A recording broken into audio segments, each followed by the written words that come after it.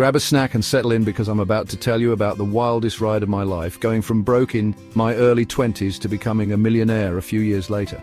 It's a story filled with ups and downs, moments of doubt, and bursts of inspiration. So let's dive right in. It all started pretty typically, actually. Picture this: a recent college grad living in a tiny apartment, surviving on ramen noodles and the occasional questionable pizza delivery. Yep, that was me. My bank account was emptier than my stomach after a 24-hour fast, and my biggest financial worry was whether I could afford an extra scoop of sriracha. I remember those days vividly. The constant stress of making ends meet, the endless job applications, and the nagging feeling that I was stuck in a rut. I would often find myself staring out of my tiny apartment window, wondering if there was more to life than this.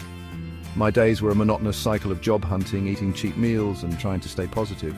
I had dreams, big dreams, but they felt so far out of reach. I wanted to travel, to experience new things, to live a life of abundance, but all I had was a stack of rejection letters and a dwindling bank balance. My bank account was a constant source of anxiety. I would check it multiple times a day, hoping for some miracle deposit that never came. The fridge was often empty, and I had to get creative with my meals. Ramen noodles were a staple, and I became quite the connoisseur of budget-friendly recipes. The highlight of my week was when I could afford an extra scoop of sriracha to spice up my meals. It sounds trivial, but in those moments it felt like a small victory. Little did I know that this ramen-fueled chapter was about to take a very unexpected turn.